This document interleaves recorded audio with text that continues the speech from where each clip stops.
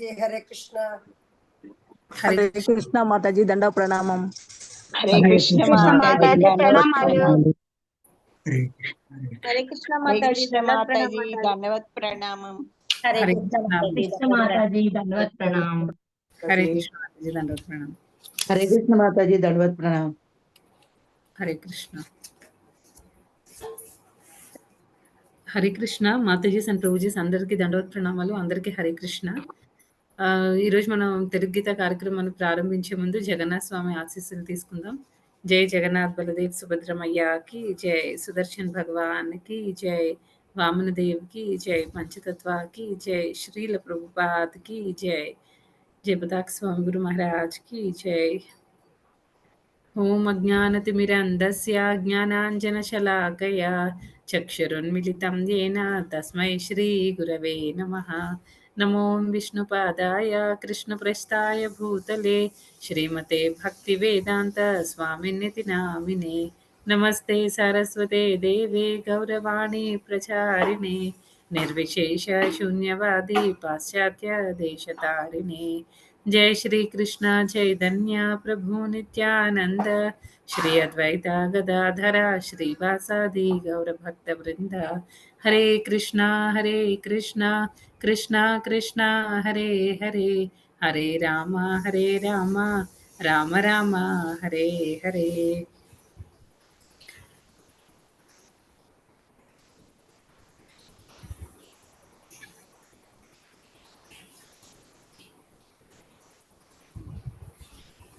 హరే కృష్ణ హరే కృష్ణ. ఈరోజు మనం 15వ అధ్యాయం పురుషోత్తమ ప్రాప్తి యోగం నుండి 12, 13 శ్లోకాలు చూద్దామండి. 12వ శ్లోకం.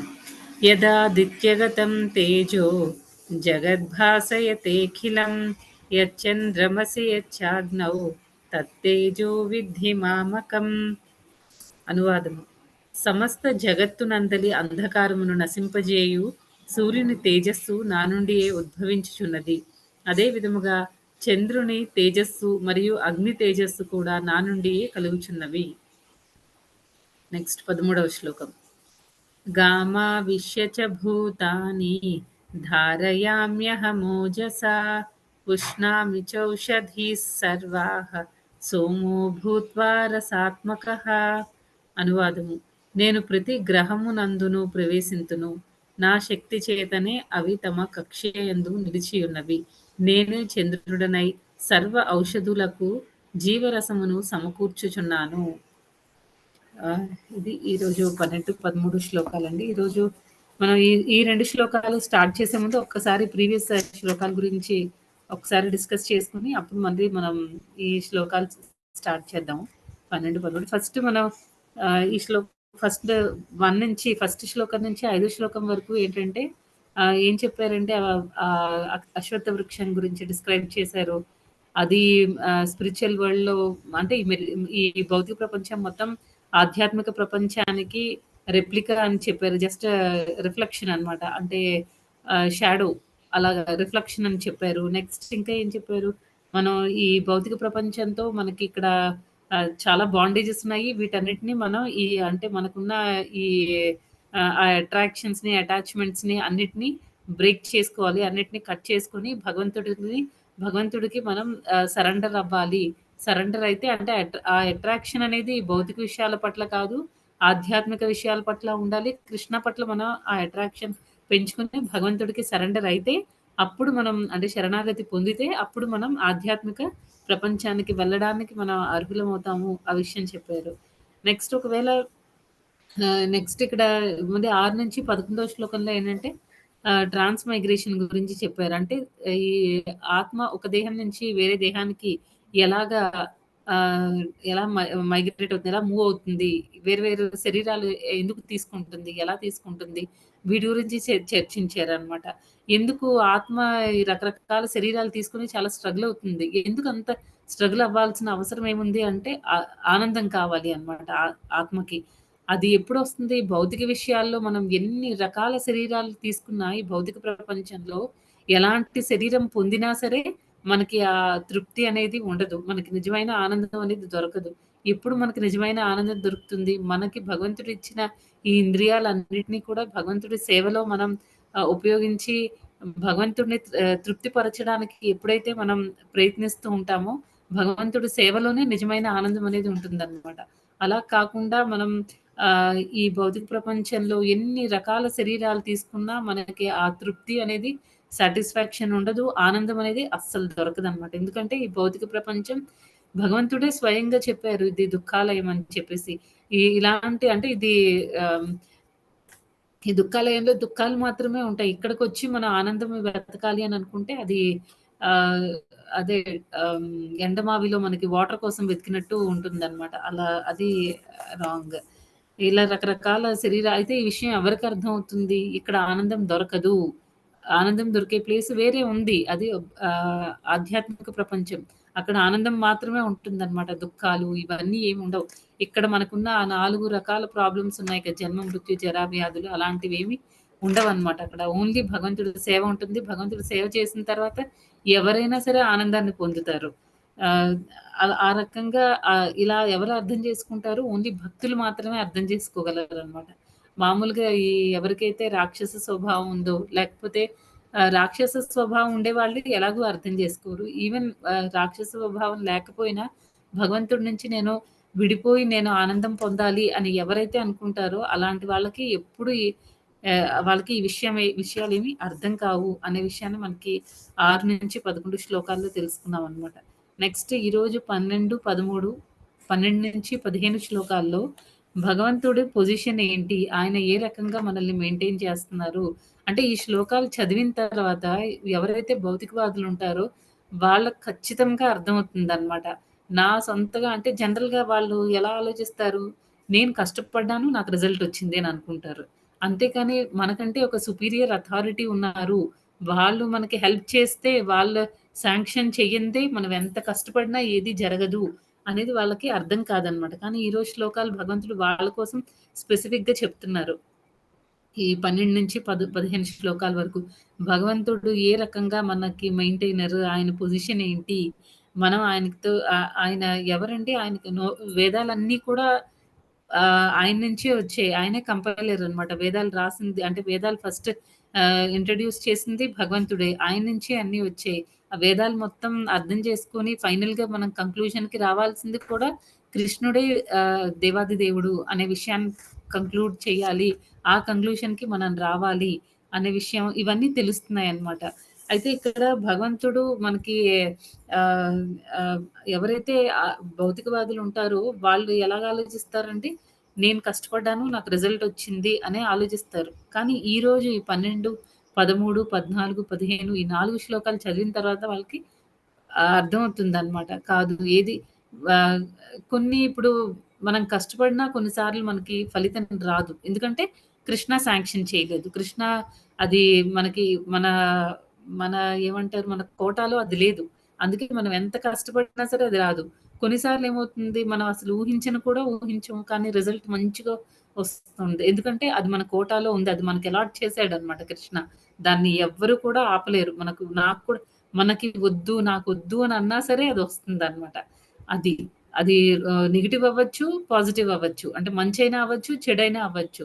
ఏదైనా సరే అది కృష్ణ ఆల్రెడీ ఇచ్చేయాలి అని అనుకుంటే దాన్ని ఎవరు ఆపలేరన్నమాట. ఆహ్, నెక్స్ట్ ఇంకా కొంతమంది భౌతికవాదులు ఎలా ఉంటారండి? నేను నా ఎంజాయ్‌మెంట్ కోసము ఇదంతా నేనే తప్పు చేయలేదు. నేను భగవంతుడికి సరెండర్ అవ్వాల్సిన అవసరం ఏముంది? నేను కష్టపడుతున్నాను నాకన్నీ వస్తున్నాయి. వాళ్ళకన్నీ అసలు ఎలా వస్తున్నాయి? పూర్వజన్మ సుకృతం వల్ల వాళ్ళకొస్తున్నాయన్నమాట. పూర్వజన్మలో వాళ్ళు మంచి మంచి కర్మలేవో చేసుంటారు. అందుకే ఈ జన్మలో ఏమి చేయకపోయినా అలా కూర్చొనున్నా సరే వాళ్ళకన్నీ ఆహ్, అమర్చబడుతూ ఉంటాయన్నమాట. ఆ రకంగా అది అర్థం చేసుకోలేరు. నేను గ్రేట్ అందుకే నాకన్నీ వస్తున్నాయి. నాకంటే సుపీరియర్ అథారిటీ ఎవరు లేరు. నేనే గ్రేట్ అని ఆలోచిస్తూ ఉంటారు. అయితే ఈరోజు 12 శ్లోకంలో ఏం చెప్తున్నారండి? సమస్త జగమునందలి అంధకారమును నశింపజేయి సూర్యుని తేజస్సు నా నుండియే ఉద్భవించుచున్నది. అదే విధముగా చంద్రుని తేజస్సు మరియు అగ్ని తేజము కూడా నా నుండియే కలుగుచున్నవి. ఇక్కడ జనరల్‌గా సూర్యుడు మనకి దేనికండి? సూర్యుడి నుంచి మనకేమొస్తుంది? లైటింగ్ వస్తుంది. ప్లస్ ఆ హీట్ ఎనర్జీ ఈ 2 వస్తూ ఉంటాయన్నమాట. వేడి వస్తుంది, ప్లస్ మనకి సూర్యుడి నుంచి లైటింగ్ అనేది వస్తుంది. మనకి కళ్ళన్నీ బానే కనిపిస్తున్నాయి గదండీ! మనం అనుకుంటున్నాం నా కళ్ళు బాగా కనిపిస్తున్నాయి. నేను అన్నీ చూడగలను అని. ఒకవేళ సూర్యుడు లేడనుకోండి అంటే నైట్ అయిపోయింది. నైట్ అయిపోతే అప్పుడు మన కళ్ళున్నాయి కదా! చీకట్లో మనం ఎందుకు చూడలేము? మనం గ్రేట్ కదా! అన్నీ మన ఓన్ ఎఫర్ట్‌తో మనం అన్నీ చేసుకోగలిగినప్పుడు మనకి కళ్ళున్నా సరే మనం ఎందుకు చూడలేము? అంటే సూర్యుడు ఉండాలి. సూర్యుడు ఉంటేనే ఆయన అంతా మనకి కనిపించేటట్టు చేస్తాడు కాబట్టి, ఆ పైన మన కళ్ళు పనిచేస్తున్నాయి. సూర్యుడే లేకపోతే మనకు కళ్ళున్నా సరే పనిచేయవనమాట. నెక్స్ట్ ఇంకా సూర్యుడు మనకి ఎన్నో రకాలుగా ఉపయోగపడుతున్నాడనమాట. అన్ని జీవరాశులకి కూడా సూర్యుడు అవసరం. ఇప్పుడు ఏమవుతుంది మొక్కలకి ఆహారం అదంతా ఫోటోసింథసిస్ ప్రాసెస్ అంతా జరుగుతుంది గదండీ! అదంతా ఎలా జరుగుతుంది? లైటింగ్ అనేది సూర్యుడి నుంచి సూర్యరశ్మి లేకపోతే ఫోటోసింథసిస్ ప్రాసెస్ జరగదు. మొక్కలు కూడా చచ్చిపోతాయన్నమాట. అందుకే కొన్ని సార్లు మనం చెప్తూ ఉంటాం కదా! ఎండ తగలలేదు. అందుకే మొక్కలు ఇలా ఇలాగ నీరసంగా అయిపోయింది. ఇంకా చచ్చిపోతుంది అని చెప్తాం కదా! అంటే మొక్కలకు కూడా అవసరం అన్నమాట. ఈ మధ్య కాలంలో ఏం జరుగుతుంది మోస్ట్‌లీ కోవిడ్ అలాంటి ప్రాబ్లమ్స్ ఎలాగో ఉన్నాయి. వేరే రోగాలు ఎలాగో వస్తున్నాయి. ఇది కాకుండా విటమిన్ డి డెఫిషియన్సీ రావడం మొదలుపెట్టిందనమాట చాలా మందిలో. ఎందుకంటే బయటికెళ్ళకుండా ఇంట్లోనే కూర్చొని అలా వర్క్ చేసుకోవడం వల్ల అంటే ఇది చూడండి అన్ని చిన్న చిన్న ప్రాబ్లమ్సే. కానీ ప్రతి దానిలో కూడా మనకి భగవంతుడు అంటే సన్‌లైట్ అనేది అవసరం అన్నమాట. సూర్యుడు వెలుగు అనేది ఇంట్లోకి కూడా ఎండ తగలకపోతే ఇల్లు కూడా చాలా గ్లూమీగా చాలా చీకటిగా అలా ఉన్నట్టు మనకనిపిస్తూ ఉంటుంది కదా! అదంతా దేనివల్ల సరిగ్గా కొన్ని ఇళ్లల్లో ఎండ అస్సలు కొంచెం వెలుగు, ఎండ ఏమీ రాకపోతే ఫంగస్‌లా ఫార్మ్ అయిపోయి అలా అవుతూ ఉంటుంది కదండీ!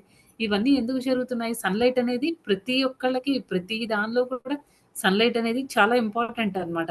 అదంతా అంటే టైంకి సూర్యుడొస్తున్నాడు. మళ్ళీ ఈవినింగ్ టైమ్ అయిపోగానే ఆయనకి ఈ టైం నుంచి నువ్వు ఈ టైం వరకు ఇప్పుడు మనకి చూడండి ఇప్పుడు కంపెనీస్‌లో ఎలా అయితే టైమింగ్స్ ఉంటాయో, ఈ టైం నుంచి ఈ టైం వరకు మనం జాబ్ చేయాలని. అలాగే సూర్యుడికి కూడా ఒక జాబ్ అన్నమాట. ఆయన టైంకొస్తాడు. ఆయన టైంకి ఆయన వెళ్ళిపోతూ ఉంటాడు. అది ఇదంతా ఎవరికి ఆయనకి బాస్ ఎవరు? మరి సూర్యుడికి బాస్ ఎవరు అంటే కృష్ణ అన్నమాట. కృష్ణ నుంచే సూర్యుడికి ఆ కెపాసిటీ వస్తుంది. సు ఆహ్, ఆహ్, సూర్యుడు మనకి లైటింగ్ ఇస్తూ ఉంటాడు. ఇంకో పక్క హీట్ కూడా వస్తుందన్నమాట. ఇప్పుడు మనం బట్టలు ఉతుకుతాము. ఆరకపోతే ఏం చేస్తామండి అదంతా రోజంతా ఇంట్లో పెట్టి ఇంట్లో ఫ్యాన్ కింద ఆరేసినా మనకు ఆ ఫ్రెష్‌నెస్ అనేది రాదు. ఎండలో వేస్తేనే మనకది బావున్నట్టుంటుంది. తినే వాటివి కూడాను ప్రతీదీ మనం ఒక్కొక్కసారి ఎండలో వేస్తూ ఉంటాం అనమాట. ఇలా అన్నీ అంటే మనకి ఎన్నో రకాలుగా మనకి తెలియకుండానే అంటే మనం ఒక్క రూపాయి కూడా సూర్యుడికి ఏమి పే చేయకుండానే మనం అన్ని ఫెసిలిటీస్ తీసుకుంటున్నామనమాట. ఆహ్, అదే మనం ఇప్పుడు ఇంట్లో ఫ్యాన్ కింద బట్టలారేసామనుకోండి ఏమవుతుంది కరెంట్ ఎలక్ట్రిసిటీ బోర్డ్‌కి మనం బిల్ కట్టాలి. ఇవన్నీ మనం సూర్యుడికి ఏం చేయట్లేదు. కృష్ణ ఏం మనల్ని అడగట్లేదు. ఫ్రీగా ఎయిర్ ఇస్తున్నాడు. అన్నీ మనం ఊపిరి పీల్చుకోవడానికి గాలి అవన్నీ మనకి ఫ్రీగానే వస్తున్నాయి. తర్వాత ఈ సన్‌లైట్ ఇవన్నీ కూడా మనకి ఫ్రీగానే వస్తున్నాయి. మనకెవరు టాక్స్ పే చేయమని అడగట్లేదు. సన్‌లైట్ మీద, తర్వాత ఎయిర్ మీద వీటన్నిటి మీద. తర్వాత ఇంకా దేనికి ఉపయోగపడుతుంది రశ్మి అంటే ఇది ఇప్పుడు ఒక పళ్ళు అవి ఉంటాయి కదండీ! వాటికి కూడా అవసరమే అన్నమాట. ఆహ్, ఆహ్, పచ్చిగా ఉన్న కాయలన్నీ ఆహ్, మెత్తగా మంచిగా ఫ్రూట్స్ లాగా అంటే పండులాగా అవుతున్నాయి అంటే దానికి కూడా కారణం సూర్యరశ్మి అన్నమాట. తర్వాత ఫ్లవర్స్ కూడా తీసుకుంటే ఈవినింగ్ అయ్యేసరికి కొన్ని పువ్వులేమో ఇలా దగ్గరికి అయిపోతాయి. మళ్ళీ నెక్స్ట్ డే ఎండ తగలగానే మళ్ళీ ఇలా విచ్చుకుంటాయన్నమాట. ఇవన్నీ ఎలా జరుగుతున్నాయి? సన్‌లైట్ వల్ల జరుగుతున్నాయన్నమాట. ఈ సన్‌లైట్ అనేది మనకి ప్రతి స్టెప్‌లో కూడా చాలా చాలా అవసరము. అయితే ఈ లైట్ అనేది మనకి దేనికి యూజ్ అవుతుంది అంటే అన్ని ఆబ్జెక్ట్స్ అన్నిటిని చూడడానికి హెల్ప్ అవుతుంది. తర్వాత సూర్యుడి నుంచి వచ్చే ఆ హీట్ అనేది మనం జీవించి ఉండడానికి మన పోషణకి కూడా ఈ లైటింగ్ అనేది ఉపయోగపడుతుందనమాట. అంటే ఈ పువ్వులన్నీ విచ్చుకుంటున్నాయి. తర్వాత చెట్లకి మనకి విటమిన్ డి ప్రొవైడ్ చేస్తుంది. తర్వాత పచ్చిగా ఉన్న కాయలన్నీ పండ్లుగా మారడానికి తర్వాత ఎన్నో రకాలుగా అంటే మనం మెయింటైన్ చేసుకోవడానికి ఆ హీట్ ఎనర్జీ సన్‌లైట్ నుంచి వచ్చే ఆ వేడి అనేది మనకి యూజ్ అవుతుందనమాట. లైటింగ్ అనేది మనం అన్ని చూడడానికి హెల్ప్ అవుతుంది. సూర్యుడు లేకపోతే మనకి కళ్ళున్నా సరే మనం చూడలేము. ఇదనమాట. నెక్స్ట్ ఇంకా అయితే నెక్స్ట్ ఇంకా రామానుజాచార్య దీని గురించి ఏం చెప్తున్నారంటే సన్ నుంచి లేకపోతే మూన్ నుంచి వచ్చే ఎనర్జీస్ గురించి రామానుజాచార్య ఏమంటున్నారంటే, తేజః తత్ మదీయం తేజః తై తై ఆరాధితేన మయా తేభ్యో దత్తం ఇది విద్ధి. అంటే ఈ రామానుజాచార్య ఏమంటున్నారంటే, ఈ ఇది ఈ సూర్యుడికి, చంద్రుడికి, తర్వాత వీటన్నిటికి ఆ ఎనర్జీ అంటే ఆ సూర్యుడికి ఉన్న ఆ కెపాసిటీ, లైటింగ్ ఇస్తున్నాడు సూర్యుడు. తర్వాత ఈవినింగ్ అయ్యేసరికి చంద్రుడు వచ్చినప్పుడు ఏమవుతుంది, చంద్రుడు వచ్చినప్పుడు మనకి అంతా చల్లగా ఉంటుంది, చాలా ప్రశాంతంగా. అంతవరకు వేడిలో వేడి వేడి అనుకుంటాం. వేడి ఓవర్గా వేడైపోయినా మనం తట్టుకోలేము, బాగా చలిగా ఉన్నా తట్టుకోలేము. ఈ సూర్యచంద్రులు ఏం చేస్తున్నారు, మనకి టైంకి వచ్చి టైంకి వెళ్ళిపోయి వాళ్ళు మనకు అన్ని ఈ క్లైమేట్ అంతా కూడా వాతావరణం అంతా మోడరేట్గా ఉన్నట్టు చేసి మనం జీవించడానికి ఎన్నో రకాలుగా వాళ్ళు హెల్ప్ చేస్తున్నారనమాట. వాళ్ళకి ఆ కెపాసిటీ ఎక్కడి నుంచి వచ్చింది అంటే మదీయం, నా నుంచే అని కృష్ణుడు చెప్తున్నాడు అనమాట. నా నుంచే వచ్చాయి అనే విషయాన్ని చెప్తున్నారనమాట ఇక్కడ.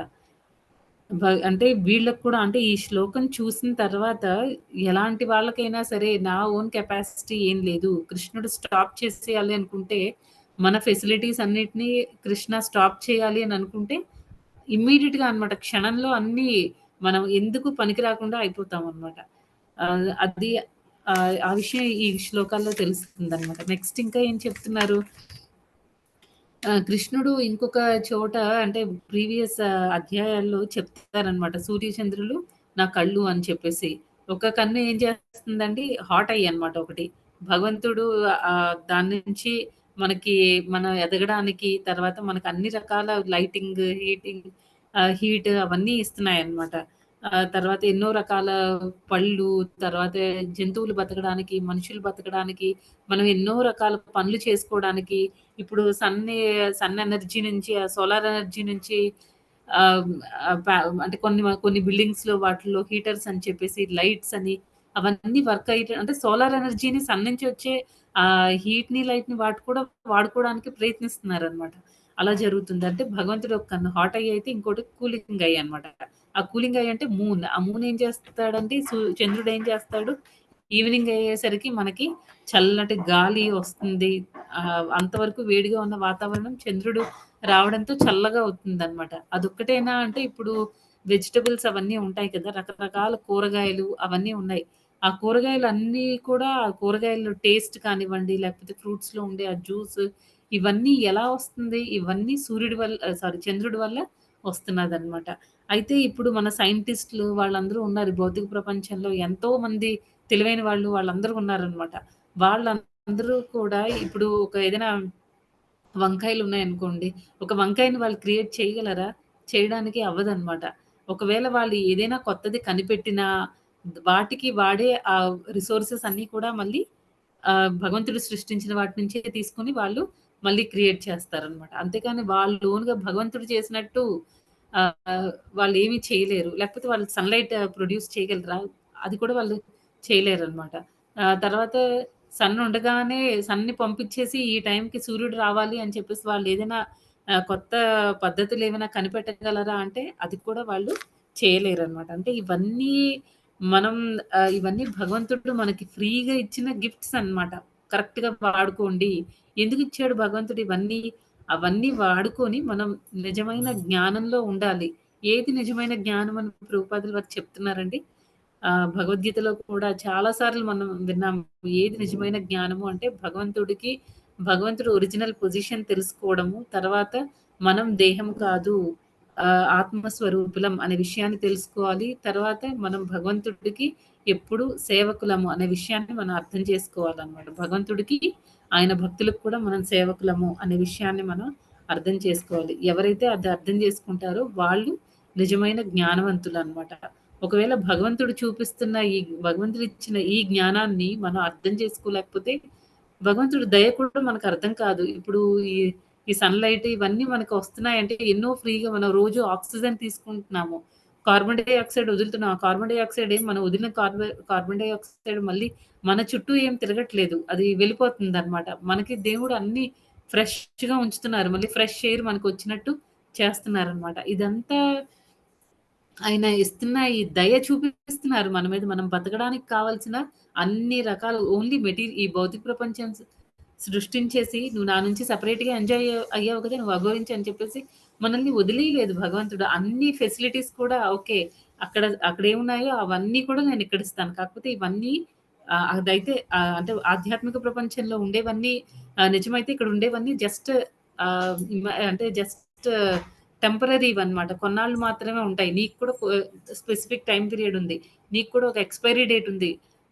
అని మనల్ని అంటే జస్ట్ ఏదో క్రియేట్ చేసి వదిలేయలేదు. అన్ని ఫెసిలిటీస్ మనకిక్కడ ఇచ్చి, మనకి దారి చూపిచ్చారనమాట. ఈ శాస్త్రాలన్నీ ఇచ్చి మనకి దారి చూపిస్తున్నారు. ఊరికే ఇక్కడ ఉండి నువ్వు టైమ్ వేస్ట్ చేసుకుంటే ఇంకా ఇంకా పడిపోతావు. ఇప్పుడున్న ఫెసిలిటీస్ అన్నీ తర్వాత తర్వాత ఉండవు. మనం కూడా మన పిల్లలకి చెప్తూ ఉంటాం కదా! చదువుకోండి, చదువుకోండి. లేకపోతే ఇప్పుడున్నట్టు మళ్ళీ పెద్దయిన తర్వాత ఇలాంటి పరిస్థితులు ఉండవు. చదువుకోకపోతే చాలా ప్రాబ్లమ్స్ ఫేస్ చేయాల్సొస్తుంది. జాబ్స్ రావని మనం ముందే అన్నీ చెప్తూ ఉంటామనమాట. పిల్లలు అవన్నీ విని అర్థం చేసుకొని బాగా చదివితే వాళ్ళ ఫ్యూచర్ బావుంటుంది. రేపొద్దున పెద్దయిన తర్వాత వాళ్ళు కూడా మంచి జాబ్ తెచ్చుకోగలుగుతారు. లేకపోతే ఏమవుతుంది వాళ్ళు చదవనందుకు వాళ్ళు సఫర్ అవ్వాల్సొస్తుందనమాట. అలాగే మనకు కూడా ఏంటంటే భగవంతుడు అన్ని ఫెసిలిటీస్ ఇక్కడ ప్రొవైడ్ చేశారు. చేసి అల్టిమేట్ గోల్ ఏంటంటే మళ్ళీ మనకి ఇది నీ ఒరిజినల్ పొజిషన్ కాదు. ఇది నీ ఒరిజినల్ ప్లేస్ కాదు. మనం ఉండేది అక్కడ ఆధ్యాత్మిక ప్రపంచంలో. అక్కడికి రావాలి అనంటే నీ కోరికలన్నీ కట్ చేసుకోవాలి. అటాచ్‌మెంట్స్ అన్నీ బ్రేక్ చేసుకోవాలి. కట్ చేసుకొని నా వైపు అటాచ్‌మెంట్ పెంచుకుంటేనే నువ్వు అక్కడికి రాగలుగుతావు. అది ఫస్ట్ క్రైటీరియా అని చెప్పేసి భగవంతుడు మనకి శాస్త్రాలన్నీ చేతిలో పెట్టి వెళ్ళారనమాట. ఇంకా ఎలా యూజ్ చేసుకుంటామనేది ఇంకా కంప్లీట్‌గా మన మీద డిపెండ్ అయ్యి ఉంది. తర్వాత ఈ భౌతిక ప్రపంచంలో మనకున్న ఈ కంఫర్ట్స్ కానీ, ఎంజాయ్‌మెంట్ కానీ ఇవన్నీ నేనిందాక చెప్పినట్టు ఇవన్నీ మన ఓన్ ఎఫర్ట్ వల్ల అయితే రావట్లేదనమాట. ఇదంతా ఎవరైతే అర్థం చేసుకుంటారో వాళ్ళు ఆధ్యాత్మికంగా చాలా చాలా పురోగతి చెందడానికి అవకాశాలున్నాయన్నమాట. నెక్స్ట్ ఇంకా ఏం చెప్తున్నారు? చంద్రుడి తేజస్సు, తర్వాత అగ్ని యొక్క తేజస్సు కూడా నా నుండియే కలుగుచున్నవి అని భగవంతుడు ఈ శ్లోకంలో చెప్తున్నారనమాట. చంద్రుడి గురించి కూడా చెప్పుకున్నాం కదండీ! ఆ కూరగాయల్లో వచ్చే టేస్ట్, లేకపోతే ఫ్రూట్స్‌లో వచ్చే టేస్ట్ ఇవన్నీ కూడా ఎలా జరుగుతున్నాయి ఇదంతా అంటే చంద్రుడికి కూడా ఎనర్జీ ఎక్కడి నుంచి వస్తుంది అంటే అది కూడా ఆహ్, భగవంతుడి నుంచే వస్తుందనమాట. ఇంకా ఏంటంటే ఒక్కొక్క మనకి ఒక్కొక్క యాక్టివిటీకి ఆహ్, ఒక్కొక్క మెయిన్ ఆహ్, డీటీ ఉంటారు గదా! అలా మన మనస్సుని కంట్రోల్ చేసేది ఎవరు అంటే ఈ చంద్రుడు అనమాట. చంద్రుడి మీద అంటే కొన్ని సార్లు అంటారు కదా! కొంతమందికి ఆహ్, అంటే ఊరికే చిన్న చిన్న విషయాలకి కూడా మెంటల్‌గా చాలా డిస్టర్బ్ అవుతూ ఉంటారు. చాలా స్ట్రెస్ తీసుకుంటూ ఉంటారు. ఎందుకలా అవుతుంది అనంటే జనరల్‌గా జాతకాలవి చెప్పేవాళ్ళు, రాసేవాళ్ళు చెప్తారు గదా! వాళ్ళకి ఆ టైంలో వాళ్ళు పుట్టిన టైంలో ఆ చంద్రుడు ఉండాల్సిన ప్లేస్‌లో పొజిషన్‌లో లేడు. అలా అని చెప్తూ ఉంటారు గదా! అంటే ఈ చంద్రుడనేది మన మైండ్ మీద కూడా చాలా ఎఫెక్ట్ ఉంటుందనమాట. నెక్స్ట్ ఇంకా ఏంటి అగ్ని యొక్క తేజస్సు. అగ్నిదేవుడు కూడా అగ్ని ఏం చేస్తాడంటే ఆయన ఆహ్, ఎ ఆయన జ్వలించే శక్తి ఆయనకెక్కడి నుంచి వచ్చింది? మండుతూ ఉంటాడు కదా! ఆ శక్తి ఆయనకెక్కడి నుంచి వస్తుంది? కృష్ణ నుంచే వస్తుంది. నా నుండియే కలుగుచున్నవి అని భగవంతుడు కన్ఫర్మ్ చేశారనమాట ఈ శ్లోకాల్లో. నెక్స్ట్ 13వ శ్లోకం. 13వ శ్లోకంలో ఏం చెప్తున్నారు? గామావిష్యచ్చ భూతాని ధారయామ్యహమోజసా పుష్ణామి చౌషధీః సర్వాః సోమో భూత్వా రసాత్మకః. ఇక్కడేం చెప్తున్నారు? నేను ప్రతి గ్రహమునందును ప్రవేశింతును. నా శక్తి చేతనే అవి తమ కక్ష్యయందు నిలిచియున్నవి. నేనే చంద్రుడనై సర్వ ఓషధులకు జీవరసమును సమకూర్చుచున్నాను. ఇక్కడ ఏం చెప్తున్నారంటే భగవంతుడు ఎలాగ ఈ భౌతిక ప్రపంచాన్ని కరెక్ట్‌గా రన్ అవుతున్నట్టు చేస్తున్నారు అనే విషయాన్ని ఈ శ్లోకంలో చెప్తున్నారనమాట. మామూలుగా ఇప్పుడు మనం భాగవతంలో కూడా చదువుకున్నాం కదా! కృష్ణుడు ఏం చేస్తాడు? ప్రతి ప్లానెట్‌లోకి ఎంటర్ అవుతాడు. ప్రతి యూనివర్స్‌లోనే ఉంటాడు. తర్వాత ప్రతి జీవిలోన, ప్రతి చిన్న అణువులో కూడా భగవంతుడు ఎంటర్ అవుతాడనమాట. ప్రతి ప్లేస్‌లో కూడా కృష్ణ లేని ప్లేస్ అంటూ ఉండదు. ప్రతి చోట కూడా చిన్న పరమాణువులో కూడా కృష్ణ ఉంటాడనమాట. దానికి శాస్త్రిక రిఫరెన్స్ ఏంటి అంటే బ్రహ్మ సంహితలో చెప్పారు కదా! అండాంతరస్తు పరమాణు చిన్న పరమాణువులో కూడా నేను వెళ్తాను, నేను ఎంటర్ అవుతాను అని భగవంతుడు చెప్తున్నారనమాట. తర్వాత ఇంకొకటి ఏంటి అంటే ఇప్పుడు ఈ శ్లోకంలో గామా విశ్యచ భూతాని ధారయామి మోజస అని చెప్తున్నారు. దీనిలో ఆ గ్రహాలన్నీ ఉంటాయి కదా, ఆ గ్రహాల్లో కూడా భగవంతుడు ఉంటారు. తర్వాత అవి ఏంటంటే అవి ఇప్పుడు మనం చిన్నప్పుడు నేర్చుకున్నాం కదా సోలార్ సిస్టమ్ గురించి. ఆ సోలార్ సిస్టమ్‌లో ఏమవుతుందంటే సూర్యుడు మధ్యలో ఉంటాడు. చుట్టూ ప్లానెట్స్ అన్నీ తిరుగుతూ ఉంటాయి కదా! First Mercury, Venus, Earth, Mars, Jupiter అవన్నీ తిరుగుతూ ఉంటాయన్నమాట. అవన్నీ తిరుగుతూ ఉంటాయి. ఒక్కొక్క దానికి ఒక్కొక్క స్పెసిఫిక్ ఆర్బిట్ ఉంటుందన్నమాట. ఇలా సర్కిల్ లాగా తిరుగుతూ ఉంటాయి సర్క్యులర్ ఫార్మ్‌లో. ఎప్పుడు కూడా అవి మనకి అంటే చూడ్డానికి చాలా స్లోగా తిరుగుతూ ఉంటాయి గానీ, వాటి స్పీడ్ కొంచెం ఎక్కువగానే ఉంటుంది. అయినంత మాత్రాన అవి ఎప్పుడు ఒకదానికొకటి గుద్దుకోవన్నమాట. గుద్దుకోకుండా అలాగే భగవంతుడు అంటే చూడండి ఎంత ప్లాన్డ్‌గా, ఎంత చక్కగా భగవంతుడు డిజైన్ చేశారో. ఎప్పుడు కూడా ఒక్కొక్కసారి ఈ ప్లూటో ఉంది కదా! నెప్ట్యూన్, ప్లూటో లాస్ట్ 2 ప్లానెట్స్ గ్రహాలు. అవేం చేస్తాయంటే ఇప్పుడు ప్లూటో ఉందనుకోండి దానిది 9థ్ ఆర్బిట్. 9థ్ ఆర్బిట్‌లోనే 9థో ఆర్బిట్‌లోనే అది తిరుగుతూ ఉంటారు. కానీ అదేం చేస్తుంది 9 నుంచి ఒక్కొక్కసారి 7కొచ్చేస్తుందన్నమాట. అలా 7కొచ్చినప్పుడు కూడా అది 7లో ఉన్న ఆహ్, యురేనస్, నెప్ట్యూన్, ప్లూటో, యురేనస్ దాంతో అది గుద్దుకోదనమాట. గుద్దుకోకుండా మళ్ళీ దాని పొజిషన్‌లోకి అది వెళ్తూ ఉంటుంది. అలా ఏంటంటే ఆహ్, అంటే ఇదంతా ఎంత బాగా భగవంతుడు డిజైన్ మామూలుగా అయితే మనం చేత్తో ఏదైనా తిప్పుతున్నాం అనుకోండి, కొంచెం సేపు ఒక్కొక్కసారి ఇలాగా ఏదైనా రింగ్ లాగా ఉంటే దాన్ని మనం వేలు పెట్టి ఇలా, ఇలా, ఇలా తిప్పుతూ ఉంటాం. కొంచెం సేపు అయిన తర్వాత ఏమవుతుందంటే అది వేరే దూరంగా జరిగిపోతుంది కదా! అలాగా కాదనమాట భగవంతుడి సృష్టి. చాలా ప్లాన్డ్‌గా, చాలా నీట్‌గా సిస్టమాటిక్‌గా ఆయన అంతా క్రియేషన్ అంతా చేశారనమాట. అందుకే అవి ఎంత ఆర్బిట్‌లో ఎంత తిరుగుతున్నా సరే, ఒకదానికి ఎంత స్పీడ్‌గా తిరిగినా అవి ఒకదానికొకటి గుద్దుకోవు. తర్వాత ఈ సూర్య చంద్రులు కూడా ఎవరి డ్యూటీ వాళ్ళు పక్కా టైంకి వస్తారు. డ్యూటీ చేసుకొని వెళ్ళిపోతారనమాట. వాళ్ళకి కూడా ఆ ఎనర్జీ వాళ్ళు మనకి ఏదైతే ఇస్తున్నారో, ఆ ఎనర్జీ అంతా కూడా కృష్ణయే ప్రొవైడ్ చేస్తూ ఉంటాడు. తర్వాత ఈ జనరల్‌గా ఈ ప్లానెట్స్ అన్నీ కూడా మన అంటే పైన అవి ఫ్లోట్ అవుతూ ఉంటాయి గదా! తేలుతూ ఉంటాయి గదా! వాటికి ఆ శక్తి ఎలా వచ్చింది అనంటే దానికి కూడా మూలం ఎవరు అంటే భగవంతుడే అన్నమాట.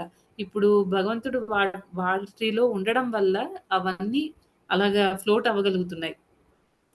ఇప్పుడు దానికి ఎగ్జాంపుల్ ప్రభుపాదుల వారు ఏమిచ్చారు అనంటే, ఇప్పుడు జనరల్‌గా ఎవరైనా మనిషి ఉన్నారనుకోండి, వాటర్‌లోకెళ్ళినప్పుడు జనరల్‌గా వాళ్ళేమవుతారు, వాటర్‌లో వాళ్ళు తేలుతూ ఉంటారనమాట. ఎప్పుడైతే వాళ్ళలో ఉండే ఆ ఆత్మ అనేది బయటకొచ్చేస్తుందో, అప్పుడేమవుతుంది, ఆ బతికున్న మనిషి చనిపోయినట్టు కదా! ఆ చనిపోయిన మనిషి ఏమవుతాడు, వెంటనే నీటిలోకి లోపలికెళ్ళిపోతాడనమాట. నీటిలో మునిగిపోతాడు కదా! అలాగే ఏంటంటే ఈ ఈ ప్లానెట్స్ అన్నీ కూడా అంటే ఈ గ్రహాలన్నీ కూడా తేలుతున్నాయి. అక్కడ పైన తేలుతున్నాయి. సోలార్ సిస్టమ్‌లో సన్ చుట్టూ అంటే సూర్యుడి చుట్టూ తిరుగుతున్నాయి అనంటే దానికి కారణం ఎవరు? భగవంతుడే అన్నమాట.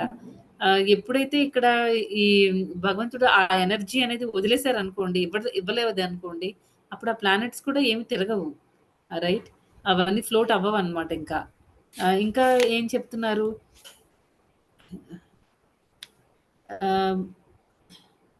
ఆహ్, భగవంతుడు ఇంకొకటి ఏం చెప్తున్నారు అనంటే దానికి అంటే భగవంతుడు ఆ ఎనర్జీని తీసేసుకున్నారు. వదిలేసారనమాట. ఇంకా ఇవ్వట్లేదు ఆ ఎనర్జీ. దానికి ఎగ్జాంపుల్ ప్రభుపాదుల వారి పర్పట్లో ఏం చెప్పారు అంటే, సపోజ్ మనం ఒక ఇలా చేతిలో నిండా ఇసుక తీసుకున్నామనుకోండి చేతి నిండుగా, పట్టుకున్నంత సేపు ఇసుక మన చేతిలోనే అలాగే ఉంటుందనమాట. ఎప్పుడైతే మనం గాల్లోకి ఇలా విసిరితే ఏమవుతుంది, ఆ ఇసుక రేణువులన్నీ కూడా అటు ఇటు వెళ్ళిపోతాయన్నమాట. అలాగే ఏంటంటే ఈ ఈ భౌత్ ఈ ఈ ప్లానెట్స్ గ్రహాలన్నీ ఉన్నాయి కదా! గ్రహాలన్నిటిని కూడా భగవంతుడు తన యూనివర్సల్ ఫార్మ్‌లో ఆ పిడికిల్లో ఇలా పట్టుకున్నట్టంట. ఆయన అలాగా అన్నీ కంట్రోల్ చేసి అలా ఉంచుతారనమాట. ఎప్పుడైతే ఆయన ఎనర్జీ ఒకవేళ వదిలేసారనుకోండి, ఆ ఎనర్జీ ఎప్పుడైతే ఆయన తీసేసుకుంటారో వెనక్కి, అప్పుడేమవుతుంది అవన్నీ కూడా అటు ఇటు స్కాటర్ అయిపోతాయి. అటు ఇటు వెళ్ళిపోతాయన్నమాట. ఇంకొక అంటే ఒక ఆర్బిట్‌లో తిరగడము అదంతా ఉండదు. అదంతా ఎలా జరుగుతుంది అంటే జస్ట్ బికాస్ ఆఫ్ కృష్ణ అన్నమాట. వాటన్నిటికి కూడా భగవంతుడే ఆ ఎనర్జీ అనేది ఇస్తున్నారు అని చెప్తున్నారు. తర్వాత అయితే ఇప్పుడు మన సైంటిస్ట్‌లందరూ చాలా తెలివైన వాళ్ళు కదా! ఒకవేళ భగవంతుడు ఆ ఎనర్జీ అనేది డ్రాప్ చేస్తే, ఇవ్వకపోతే వాళ్ళు కంటిన్యూ చేయించగలరా? మళ్ళా ప్లానెట్స్ అన్నిటిని నువ్వు తిరుగు అని మళ్ళీ వాటన్నిటిని సూర్యుడి చుట్టూ తిప్పడానికి వాళ్ళేమైనా చేయగలరా అంటే ఏం లేదు. ఒకవేళ వాళ్ళు ఏదైనా చిన్న చిన్నవి ఏవైనా చేసినా అవన్నీ ఏంటి మళ్ళీ రిసోర్సెస్ అన్నిటిని కూడా భగవంతుడు ఇచ్చిన వాటిని యూజ్ చేసుకుంటారు. మళ్ళీ వాళ్ళు భగవంతుడిని నమ్మనని చెప్తారు. మేము సైన్స్‌నే నమ్ముతాం. భగవంతుడిని ఇవన్నీ స్క్రిప్చర్స్ ఇవన్నీ కూడా వీటన్నిటిని మేము నమ్మం అని చెప్పేసి చెప్తారనమాట. నెక్స్ట్ ఇంకా ఇంకొకటి ఏం చెప్పారు ఇక్కడ, నేను ప్రతి గ్రహమునందును ప్రవేశింతును అన్నారు. నా శక్తి చేతనే అవి తమ కక్షయందు నిలిచి ఉన్నవి అని చెప్తున్నారు. నెక్స్ట్ పాయింట్ ఏంటంటే, నేనే చంద్రుడనై సర్వ ఔషధులకు జీవరసమును సమకూర్చుచున్నాను. ఇప్పుడు చంద్రుడు ఉన్నారనుకోండి, చంద్రుడు ఏం చేస్తూ ఉంటాడు, మనకి ఆ వెజిటబుల్స్ అన్నిటికీ, కూరగాయలన్నిటికీ కూడా వాటిని పెంచడము, తర్వాత వాటికి కావాల్సిన వాటిలో ఏ టేస్ట్ అయితే ఉండాలో అన్ని ఫ్రూట్స్ లేకపోతే అన్ని కూరగాయలు ఒకే టేస్ట్‌లో ఉండవు కదండీ. కొన్ని పుల్లగా ఉంటాయి, కొన్ని చేదుగా ఉంటాయి, కొన్నేమో ఆహ్, ఏ టేస్ట్ లేకుండా చప్పగా ఉంటాయి. అలా రకరకాల టేస్ట్‌లు ఉంటాయన్నమాట. ఫ్రూట్స్‌కి కానీ, లేకపోతే ఈ వెజిటబుల్స్‌కి కూడా, కూరగాయలకి, పళ్ళకి కూడా రకరకాల టేస్ట్‌లుంటాయి. ఆ టేస్ట్ అనేది ఎక్కడొస్తుంది? ఎవరి నుంచి వస్తుంది అంటే మూన్ నుంచి వస్తుందన్నమాట. ఒకవేళ అవన్నీ భగవంతుడు చంద్రుడికి శక్తి ఇవ్వలేదనుకోండి, అప్పుడేమవుతుంది? మన సర్వైవల్ అనేది అంటే మనం బతికి ఉండడం అనేది కష్టం అవుతుందన్నమాట. కూరగాయలు ఉండవు. మనం ఫుడ్ మీదే డిపెండ్ అయ్యి ఉన్నాము. మనం జీవించి ఉండాలి అంటే మనకు ఆహారం కావాలి. సూర్యుడు, చంద్రుడు వాళ్ళ డ్యూటీ వాళ్ళు సరిగ్గా చేయట్లేదు. లేకపోతే భగవంతుడు వాళ్ళకిచ్చిన ఎనర్జీని వెనక్కి తీసేసుకున్నారు. అప్పుడేమవుతుంది ఇంకా ఈ మన మన ఇంకా మన సర్వైవ్ అవ్వడం అంటే ఇక్కడ బతికి ఉండడం అనేది కష్టం అవుతుందన్నమాట. ఇంకా ప్రతిదానికి కూడా ఇలాగా భగవంతుడు ఇంకా ఏం చెప్తున్నారంటే మెయిన్ వీటన్నిటికీ కూడా అంటే మనుషులు జీవించి ఉండడానికి కావలసిన ఏర్పాట్లన్నీ కూడా భగవంతుడి భౌతిక ప్రపంచంలో చేశారు. కానీ ఈ భౌతిక ప్రపంచంలో జరిగేవన్నీ కూడా భగవంతుడు శాంక్షన్ చేస్తేనే జరుగుతున్నాయి. భగవంతుడు ఏది ఒక్కటి డ్రాప్ చేసినా నేనివ్వను ఇంకా చాలు, వీళ్ళు నా మాట వినట్లేదు, సరిగ్గా లేరు అని భగవంతుడికి కోపమొచ్చి ఏ ఒక్కటి ఆపేసినా సరే మన లైఫ్ అక్కడితో అయిపోతుందనమాట. మనంతట మనం ఏది చేసుకోలేము. జరిగేది ప్రతి ఒక్కటి కూడా కృష్ణ ఇష్ట ప్రకారమే జరుగుతుంది. అది. అదండి ఈరోజు ఈ 2, 13, 12, 13 శ్లోకాలు. రేపు ఇంకా 14, 15 శ్లోకాల్లో కూడా మనం భగవంతుడు ఎలా మనల్ని మెయింటైన్ చేస్తున్నారు, ఆయన పొజిషన్ ఏంటి, ఇవన్నిటి గురించి తెలుసుకోవచ్చనమాట. హరే కృష్ణ. మాతాజీస్ అండ్ ప్రభుజీస్ ఎవరికైనా ఏమైనా ప్రశ్నలుంటే అడగండి. హరే కృష్ణ మాతాజీ. హరే కృష్ణ మాతాజీ. ధన్యవాదాలు. హరే కృష్ణ మాతాజీ. కృష్ణ